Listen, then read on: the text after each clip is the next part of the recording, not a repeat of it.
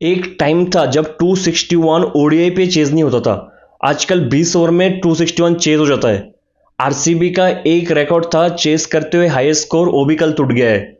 मैं बार बार कह रहा था कि पंजाब का कोई भी मैच बोरिंग नहीं होता है। हर मैच कैसा ना कैसे इंटरेस्टिंग हो ही जाता है। सुनील नारिन द बैट्समैन के बारे में बाद में बात करते हैं, सुनील नारिन द बॉलर के बारे में बात करते हैं। 18.4 ओवर्स में 261 चेज हो गया है और सुनील नरीन ने 4 ओवर पे सिर्फ 24 रन दिया है। आप समझ सकते हो, जो भी टॉप क्वालिटी के बॉलर्स हैं उनको पिच से फर्क नहीं पड़ता है, चाहे वो सुनील नरीन हो, चाहे वो बुमराह हो, चाहे या कुलदीप यादव हो। एक टाइम पे जब रायली रूसो आउट हुआ तो लगा शायद मैच इधर से फंस सकता है, लेकिन शशांक सिंह वो आके जो छक्के मारे विथ ईज, जस्ट ब्रिलियंट। इसलिए मैं कहता हूं कि यंगस्टर्स को T20 वर्ल्ड कप में लेके जाओ, चाहे शशांक हो, अभिषेक हो, रियान पराग हो, जसवाल हो, क्योंकि यंगस्टर्स के टीम भी हमें सेमीफाइनल तक लेके जाएंगे। और रोहित, विराट और जडेजा भी हमें सेमीफाइनल तक लेके जाएंगे, मैक्स टू मैक्स फाइनल तक लेके जाएंगे और फाइनल में हारेंगे, ये तो मैं लिख के देता हूं। ठीक है, जब सीनियर्स भी हारेंगे तो जूनियर्स को मौका दे दो। It's time for revolution. आप सच बता दो कि आपने कब देखा है रोहित या विराट को इतने आसानी से छक्का मारते हुए।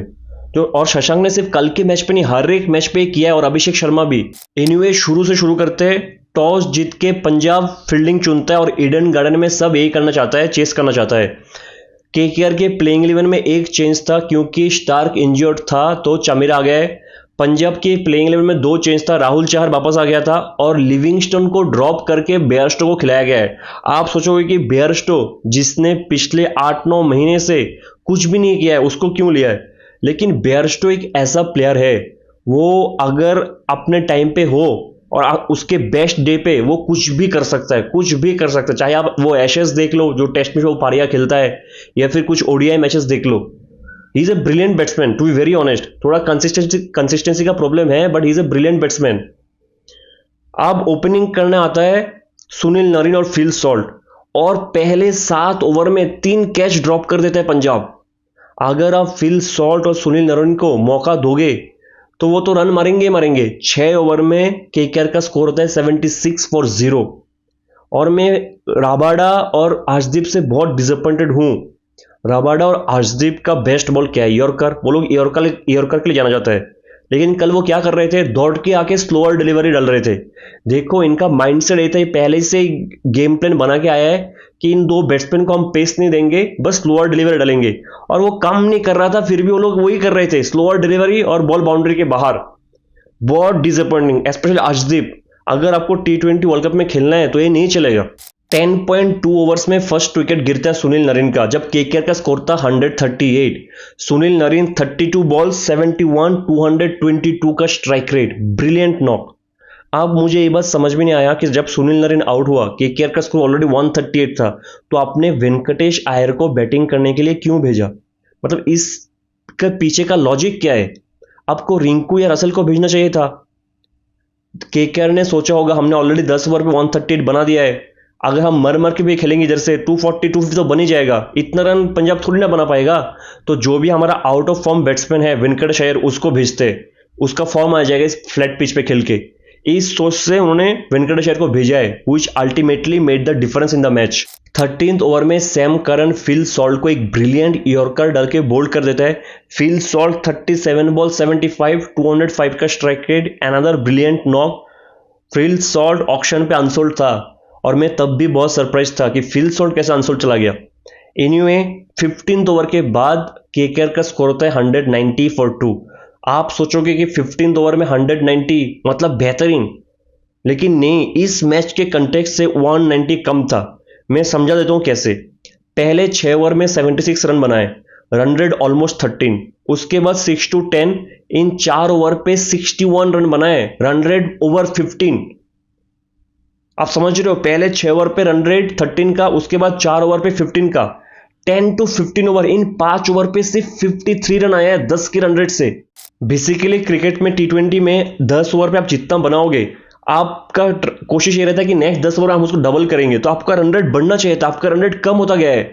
10 to 15 ओवर्स पे रन रेट सिर्फ 10 का था, और पूरे मैच का अगर आप गलती ढूंढोगे तो शायद यही गलती है जिसकी वजह से केकेआर मैच हारा है। इस मैच का एनालिसिस का कोई फायदा नहीं है क्योंकि दोनों टीम के bowlers out of the game था। बॉलर्स का कुछ बात ही नहीं है, ना कोई बॉलर्स ने इस मैच पे डिफरेंस डाला है। ये मैच जो भी टीम जीता है वो इसकी वजह जीता है कि किसने ज्यादा छक्का मारा है और किस टीम के बैट्समैन ने सबसे कम डॉट बॉल खेला है, और उधर ही केकेआर मैच हारा है। ये जो 10 to 15 ओवर्स था ना, जो डिसीजन था वेंकटेश अय्यर को भेजने का, which ultimately costed KKR the match.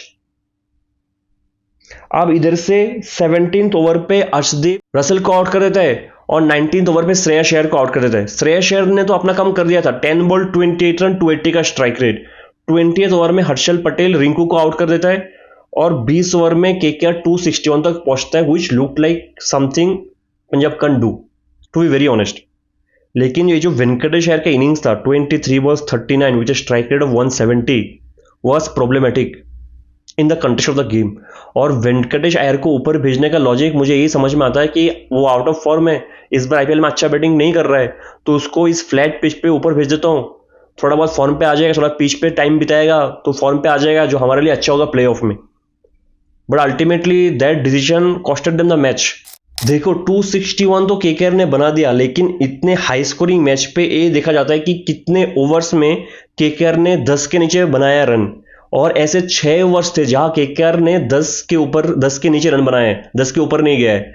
मैं बोल रहा हूं 1st over, 6th over, 11th over, 12th over, 14th over, 17th over, इन 6 ओवर में केकेआर ने 10 के नीचे रन बनाया है।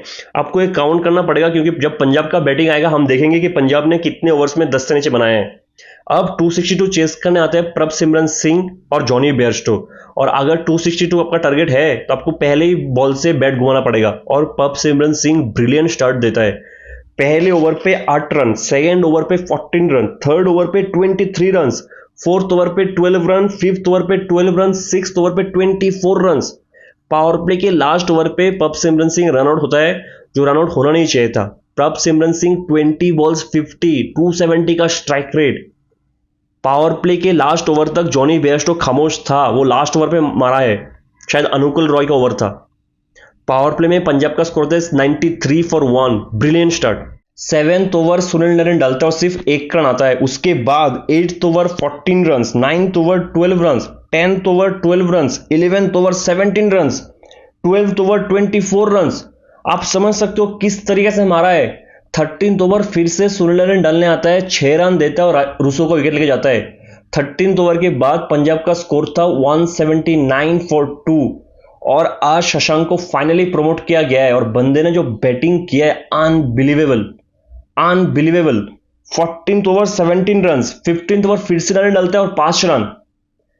सुनील नारायण 4 ओवर पे 24 run, 1 wicket, brilliant spell, brilliant spell. और आप मैच्योरिटी देखो बेयरस्टो और शशांक सिंह का, कि इन्होंने सुनील नारायण के खिलाफ बिल्कुल भी रिस्क नहीं लिया, संभाल के वो 4 ओवर निकाल लिया। 16th over 9 run, 17th over 18 run, 18th over 25 run, 18.4 overs में चेज हो गया है 261। शशांक सिंह 28 बॉल 68, 8 सिक्सेस, 243 का स्ट्राइक रेट। आप क्या बोल के उसको नहीं लेके जाओगे T20 वर्ल्ड कप में? ऐसा नहीं उसका एज कम है, एज उसका सही है, वो ऐसा नहीं है कि अभी अभी आया खेलने क्रिकेट, वो बहुत सालों से क्रिकेट खेल रहे हैं। जॉनी बेयरस्टो 48 बॉल 108, 9 सिक्सेस, 222 का स्ट्राइक रेट, 225 का स्ट्राइक रेट। एक इनिंग्स पे सबसे ज्यादा छक्के का रिकॉर्ड बना दिया कल पंजाब ने, highest chase ever in the history of T20 cricket. सब रिकॉर्ड तोड़ दिया, जितने भी पॉसिबल रिकॉर्ड आप सोच सकते हो सब टूट गया है।